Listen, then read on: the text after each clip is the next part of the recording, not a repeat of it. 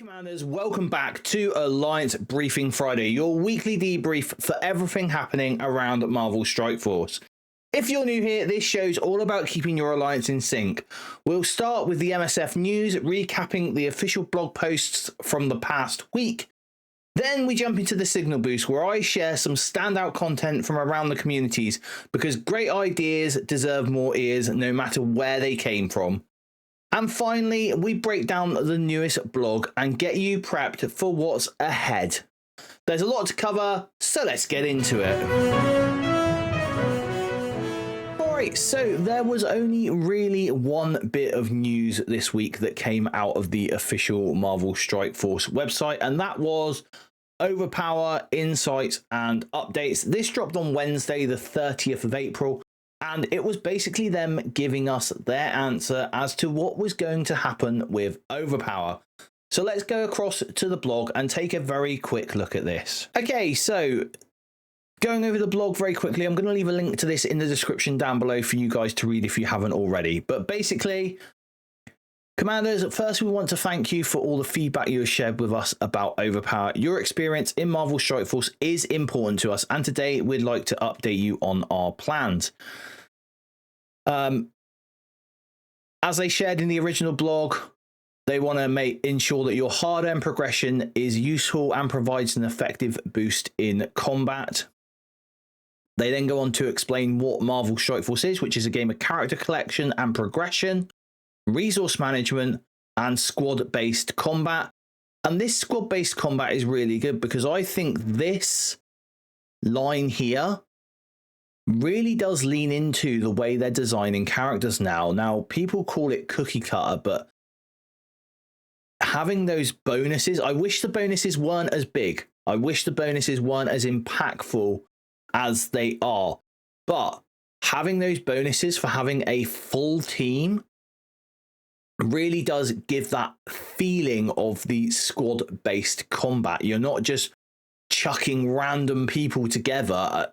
And I know it should be a hero collector, a character collector, and you should be able to play with your favorite characters. And if you joined me with Gideon on Tuesday, or if you joined Dorky Dad's stream had a really good idea, and I really do hope the devs look at that stream and pick that up and have a look at maybe integrating that idea into the game itself. Many of the rewards you earn through gameplay are for upgrading your levels, gear, or ISO 8. That's true. So the rewards that were given through playing events and that, they all give us items to upgrade our gear. They give us training materials, they give us gold, and they give us ISO 8 credits. So that's very true. And that needs to feel satisfying and make your characters stronger. I think they should have also really put something here about the fact that, you know, people who spend on this game do need to feel good about that spend. They do need to feel good about that investment. Again, on Tuesday, I went over how much it actually costs to top 100 a leaderboard with Gideon, and the figures are absolutely astounding. I recommend you go and take a look at that video. As Marvel Strike Force has grown over the years, new progressions become less effective in helping you win combats. Yeah, I feel that. We feel there were two key reasons behind this. As the stats got bigger overall, each new level made less of a difference to the combat formulas possible. I think this is the big one though, character design evolving over the years and increasingly powerful character abilities have made stat progression less meaningful. I think this is the big takeaway here. Basically, as they've power crept the characters' abilities so that they are faster, the abilities are better, there's more abilities, that's actually detrimented what the actual raw stats of the characters mean to the game. And so kits 90% of the time are getting around a lot of what the stats of the characters are. One approach to this solving this could have been increasingly large numbers to new character levels, gear tiers, and ISO 8 upgrades. This had some downsides. It would devalue progression for newer players and inflate character power numbers to unreasonable levels. It also wouldn't scale well over time, with the numbers needing to grow exponentially over the next few years to be impactful. To break that down into a really, really simple thing, let's break down the character levels bit. So currently, the character levels give you between a 20 to 25% increase on the basic stats. So that is damage, health, and armor. And then generally, like, focus and resist is slightly lower. It's like 1 to 3%. Sometimes a little bit more, but generally 1 to 3% on like resist and focus and all those sort of things. So if they did bake in a large number, let's say they said the next character progression level, let's say we were progressing to commander level 110, and the jump between the power levels for commander level 110 to or 105 to 110, let's say they arbitrarily just put the 50% damage into taking the character up to level 110. Next time we had a character progression, for example, next time we would go up to commander level 115, that stat progression would need to be bigger than what it was previously to, or the same as, to entice the people who are spending on this game to continue to spend.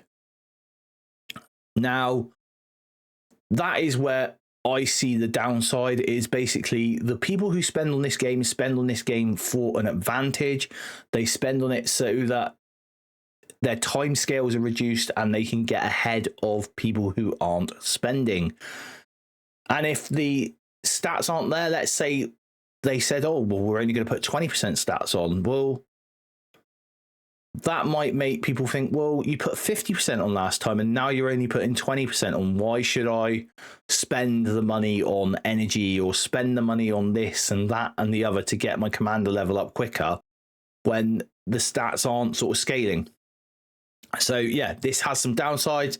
Devalue progression for newer players and inflate character power numbers. I don't think the inflating character power numbers is a bad thing, but it also wouldn't scale well over time, with the numbers needing to grow exponentially over the next few years to be impactful. So they produced Overpower, which adds a bonus if you're fighting an enemy weaker than you. And let's remember, the reason why Overpower feels so bad at the moment is because we are on that cross progression at the minute. We are on that rubber band progression where the people who spend big on this game have lots of gear 20 people. They've already gone through Professor X.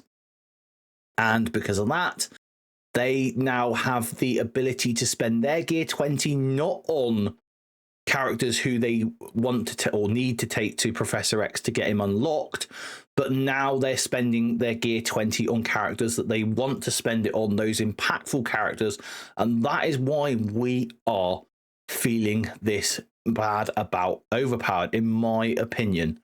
Again, let me know down in the comments below what you think about this, but please do keep it respectful. We've had an opportunity to gather data, and after reviewing the data, they have concluded that Overpower is impactful, but it is not overcoming skillful play and good squad selection in most cases. There are some cases that I have seen in the community that I do kind of disagree with.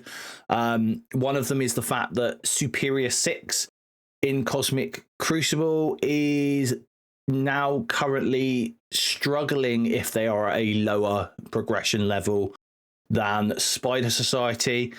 And I think if a team is that close together, like I think it was about 4 months between the two teams, if they are that close together, then I think there should still be some combatants. Where I think that they have done really well is teams like Gamma, which are like 3 years old now, not being able to punch up so high into newer teams like Spider Society, who have been put to level 105, who have been put to gear tier 19.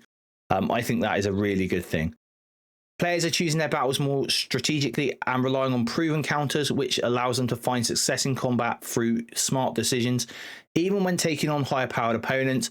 I'm gonna put a little picture here, but there is a guy in my Alliance community who has been posting about this because he doesn't feel that Overpowered has affected him as much. He uses Undying, and you'll see that in this example picture here, to combat Spider Society. Now, some of you would see that as a waste.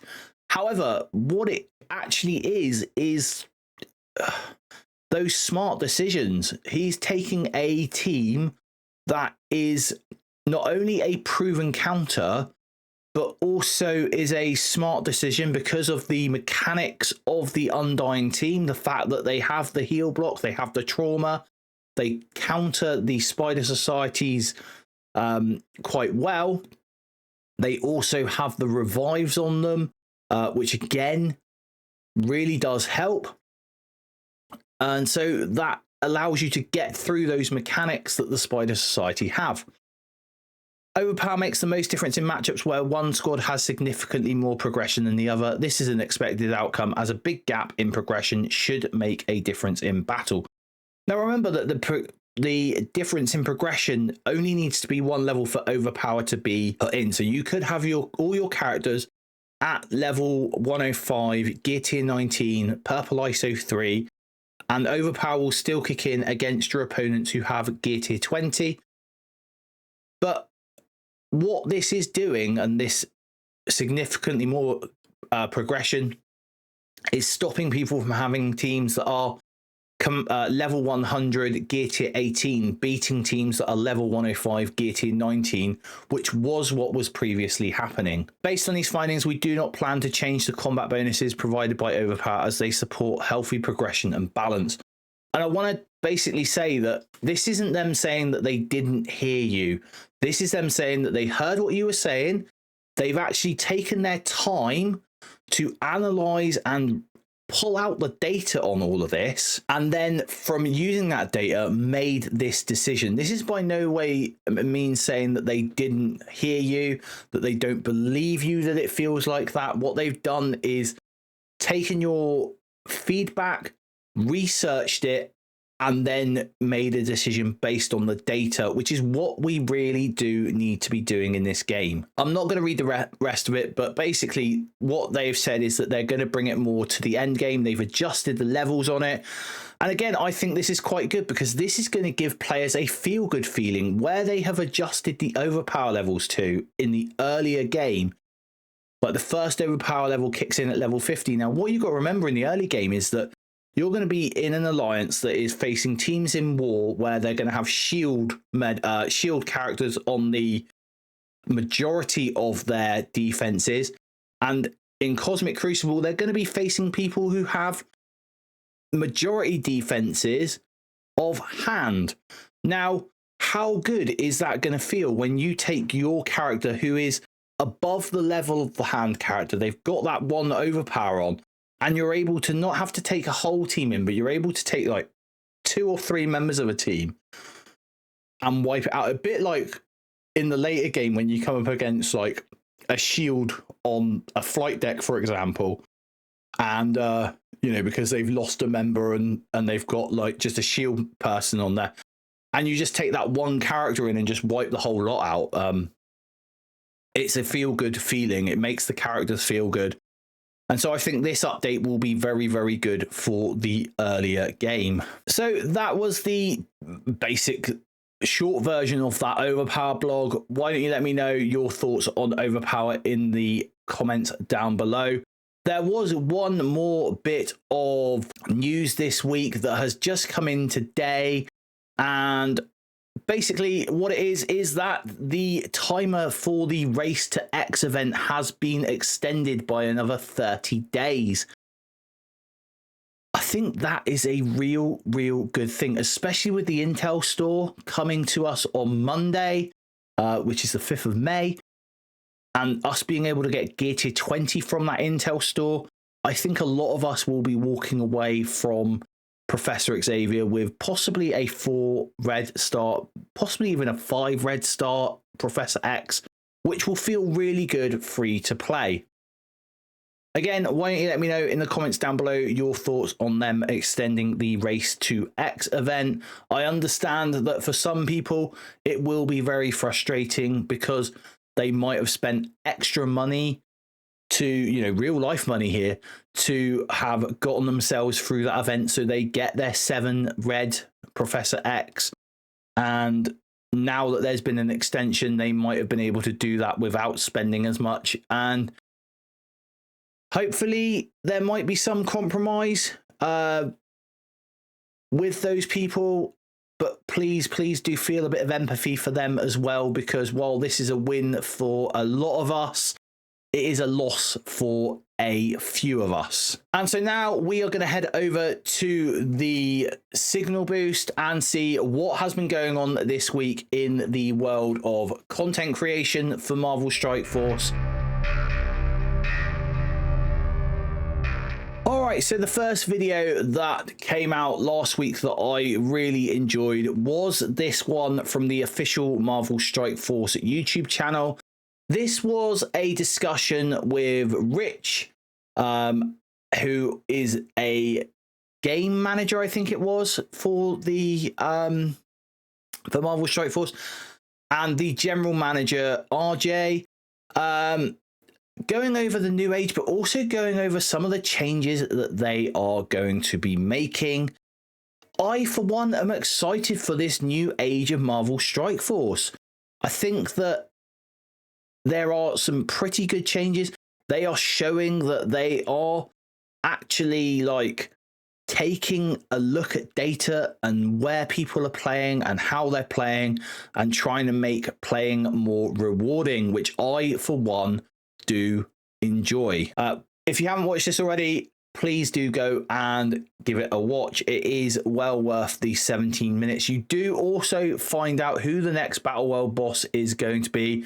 I am not going to give any spoilers on that, though. That will be down to you to have either watched it or watched any other content creator who has covered this video. The next video this week comes from Dorky Dad, and the title or the thumbnail of the video, "I'm worried about our game," is very true. And there are some really good, outside of the overpower, because I don't feel that overpower is the issue that it is cracked up to be. But some of the things that are worrying him about the game are also worrying me.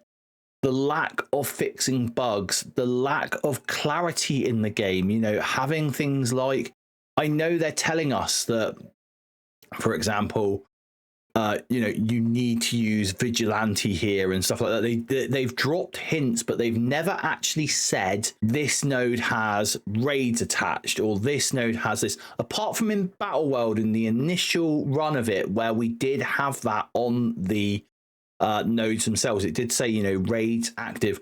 I just wish that would be more in game. Obviously, there are the bugs that haven't been fixed and stuff like that, and that is what worries me about the game. I'm also worried currently about the community in the game and how fractured that community is. I feel we really do need to come together for the best for the game. But again, pop over to Dorky Dad's channel, give this video a watch. It is well worth the half hour that he goes over it, and I do agree with a lot of the points that he makes. So brilliant video, Dorky. Next up is How to Overpowered from Desir, and I really do appreciate this because I know Desir has been really struggling with the whole fact of overpowered, and it's been affecting him sort of his drive to make content for Marvel Strike Force. He mentioned it in a lot of the videos, but he has come back with a really useful video. Again, this video is about half an hour, so it's one that you're going to want to sit down and have a good sort of like look over. But he's going over how to overcome overpower, how to make the best out of overpower for yourself, knowing that people are restricted in what G20 they can equip, how the best bang for buck on your G20 is going to work, and how to make the most of it. And I think this video is exactly what the community needs to watch in order to get over overpowered. Last but not least, we have Dinman2323. Yes, I mentioned this guy last week. because his content is really, really positive. He is a big spender on the game, but that is because he enjoys the game. And if you enjoy your hobby, you normally do spend on it. And in this, he has some advice for the spenders amongst you. This Strike Store guide and the best bang for buck to buy in the Strike Store. I really, really enjoyed this video. Thank you, Dinman, for going over this. It's content that I wouldn't normally cover due to being free to play. So having someone who is a spender go over this content for other spenders is really brilliant. Thank you, brother, for that content. And I just want to use this time to remind you guys that these guys do it because they love the game. Please do go and show them some love. Pop to their channels, give their videos a like, give their videos a subscribe. It not only helps them in the YouTube algorithms and all that, but it also helps them feel good about the content they are creating, and then that will drive them to create more and more content. And I, for one, want a lot more content on Marvel Strike Force. So again, if there are any content creators I have not mentioned in the Signal Boost, please do leave them in the comments down below. Leave me a link to their channels. I really want to go and find more and more content creators for Marvel Strike Force. All right, so now we'll get into this week's blog, and we have a new age begin. This is the battle plan for next week. So we have May the 5th. We've got a Silver Sable battle pass incoming. That is really good. More shards for Silver Sable. She is an awesome character. Enter the Age of Annihilus, which is, looking at this, it is a 9 mission node that is going to give you gold training mats and ability orbs, and is available to commanders at level 25 plus. So this is going to be very easy content, no requirements. I'm wondering if this is going to be a event that we can farm with energy, or if this is just a one-off, just 9 nodes, job done, first time rewards. That'll be quite interesting, but we'll see what happens on Monday for that at 2 p.m. PDT, or if you're like me in good old Blighty, 10 p.m. BST. We then have the events. So the Harbinger month 1, the Harbinger week 1, those I'm guessing are all going to be in the command center. Stolen Thunder and Red Justice. So Red Justice is the Alliance event, and Stolen Thunder is the solo leaderboard event. And then on May the 8th, we have Psychic Cataclysm starting. Now, this event here is covered a bit later on down below. You basically need 5 characters at Gear Tier 20 to participate. In the data mines, it did say that Professor X would help greatly in this, so I would expect this to be much easier for those of you who have gone through the Professor X saga already.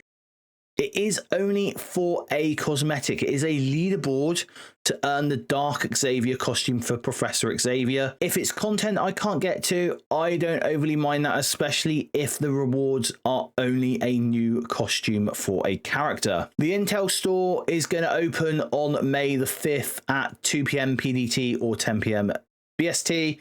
I'm looking forward to that. We are already earning Intel currency. And speaking of Intel currency, we also have that coming in next week's Twitch drops. So for 2 hours, you're going to get 20,000 Intel credits. For 4 hours, you're going to get 2 million gold. And for 6 hours, you're going to get 5 Songbird character shards. So they are upping this slightly. 6 hours, I think I worked it out, it's about 54 minutes a day, which is quite a lot. That is quite a lot. I think that's a little bit too much, but it's showing engagement and showing support to the envoys, who are the main people who are obviously streaming Marvel Strike Force. So it is showing that Scopely are supporting the envoys there, so that's okay. You remember, you don't have to watch the content creators. You can just put the tab on mute in the background and you will earn the hours. Also remember, where iOS is concerned, if you're watching on the Twitch app, it will generate the time for you, so the time will accumulate, but you cannot access the rewards on your iPhone via the Twitch app, you do need to go into the web browser to get your drops and your rewards to claim them. Free Claim Friday is 5 Silver Sable Shards. While that is really nice, Friday's free claim, because of how they're running the events now, is becoming a bit of a nothing burger outside of them giving some Silver Sable Shards. This is the big one, Harbinger. Unlock Quasar and earn Intel. Begin your journey unlocking the explosive quantum power of Chapter 1's legendary character Quasar. The Harbinger will be the only way to earn Quasar shards and your primary source of intel during Chapter 1. You can earn 200 Quasar shards and tons of intel over the course of the Harbinger, so complete objectives to maximize your rewards. You may have already noticed the Harbinger trait for Chapter 1. The Vigilante, Thunderbolts, and the next 2 teams will be part of this trait for future Chapter 1 content. We have included the Vigilante to make the content more player-friendly as you unlock the newest teams. We will have more information on how these teams will be used in future blogs. Now, this to me says that the newer teams, by the end of this, might not be out fully free to play, and that is why they're including the Vigilante as part of this Chapter 1 team. So we've got the Harbinger month 1. So this is your monthly objectives, it would seem, or your monthly sort of command center event. This is going to start on Monday. Your daily objectives, you're going to want to be playing in raids, using campaign energy and spending gold. All things we do daily anyway. Weekly objectives is going to be spending intel. I'm going to be spending a lot of intel, but if this is going to try and cap me on how much intel I'm spending once I've earned it, because I want to get into Professor Xavier as quick as possible. Month-long objectives is to battle in raids with your Vigilante characters, so build those Vigilante characters up because you're going to need to use them in raids. Premium objectives, battle in raids with Victoria Hand, Songbird, and Hyperion. Now, I reckon this will possibly be at star levels, but we will take a look at this on Monday in the main event video where I will break down all the events for next week. The rewards are going to be the Quasar character shards and intel.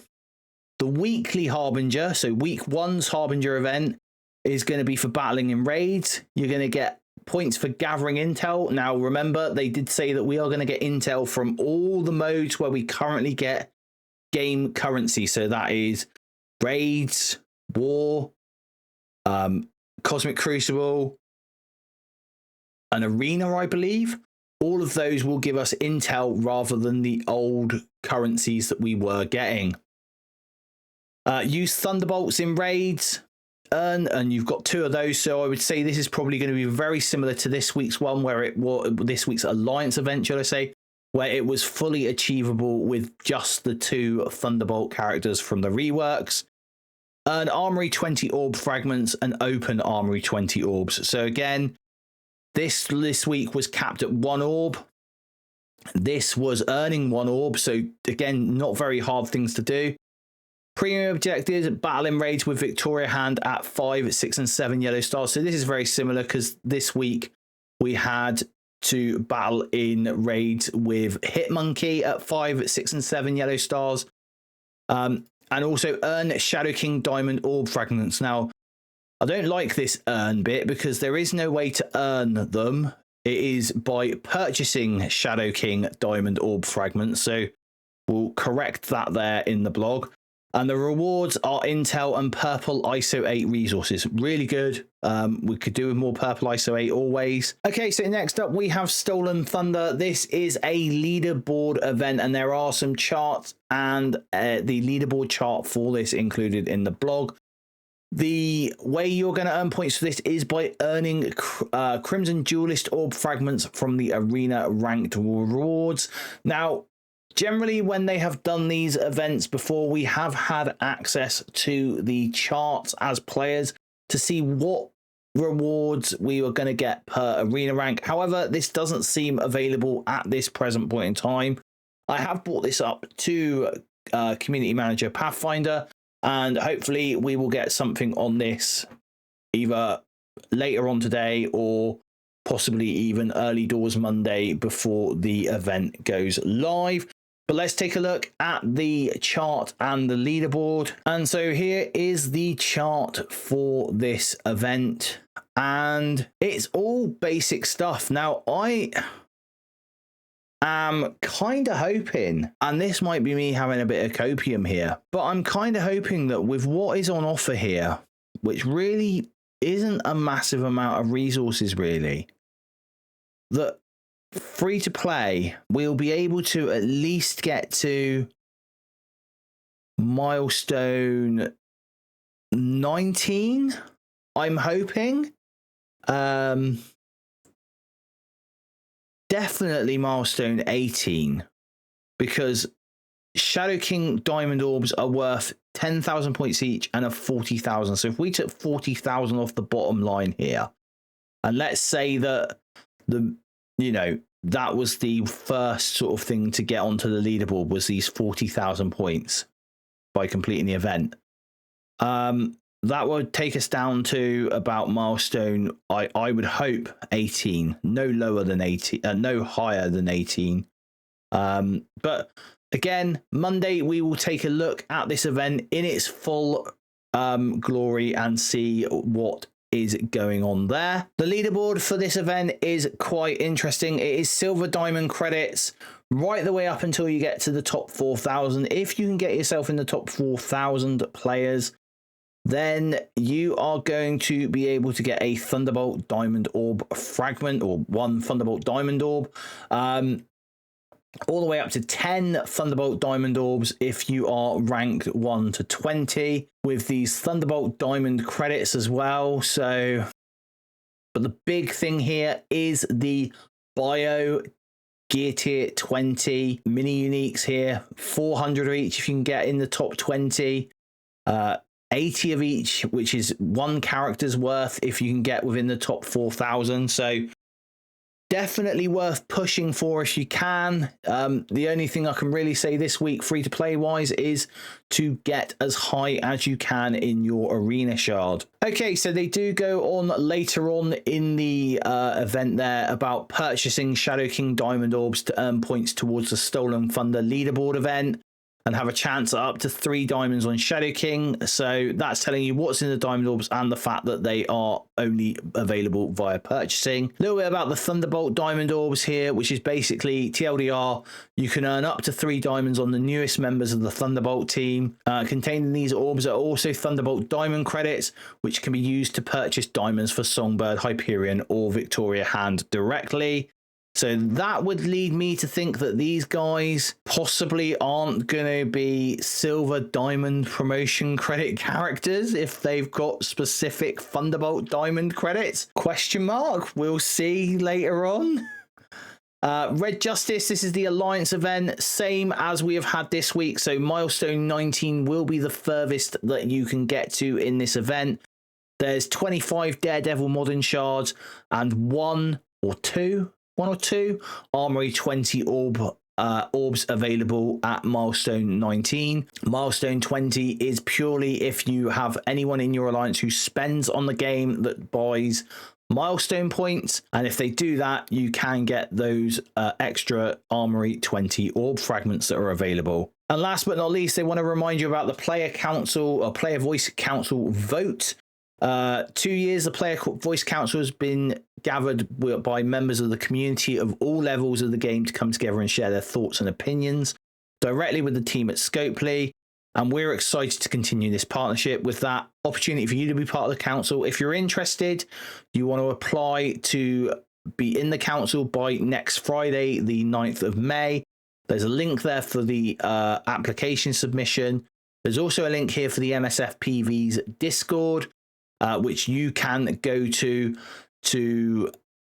help. They often do questions and polls on there about the game and what your thoughts are, certainly on the hot topics.